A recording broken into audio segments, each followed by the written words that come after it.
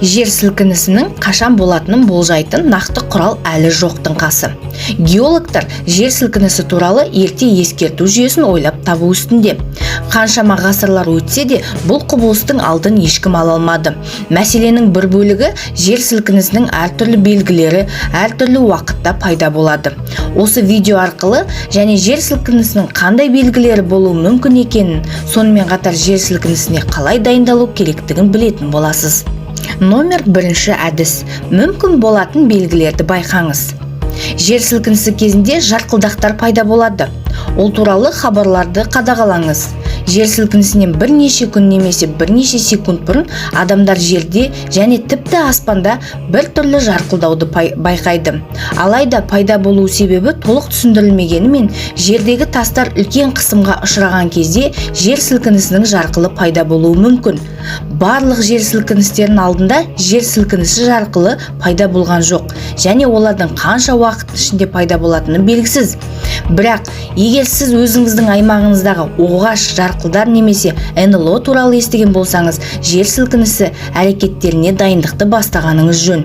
Және сіздің аман қалуыңыз үшін барлық заттарыңыз дайын екеніне көз жеткізіңіз.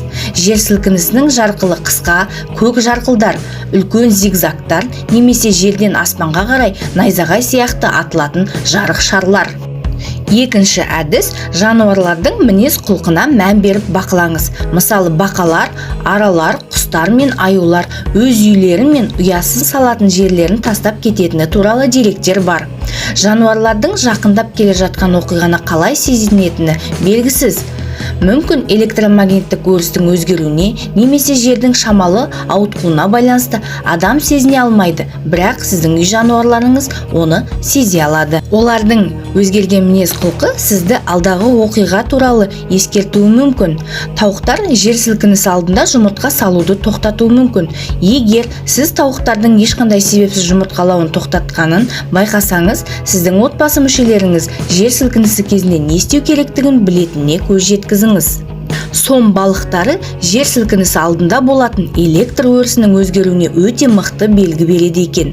Егер сіз балық аулау кезінде айналадағы шашырап жатқан балықты көрсеңіз, бұл алдағы жер сілкінісінің белгісі болуы мүмкін. Сондықтан ағаштар мен көпірлерден қауіпсіз орын іздеп, айналаңызға қараңыз. Сізге құлап кетуі мүмкін, барлық нәрседен алыстағаныңыз жөн болады. Сонымен қатар, иттер, мысықтар және басқа жануарлар жер сілкінісінің адамнан бірнеше секунд бұрын сезінеді.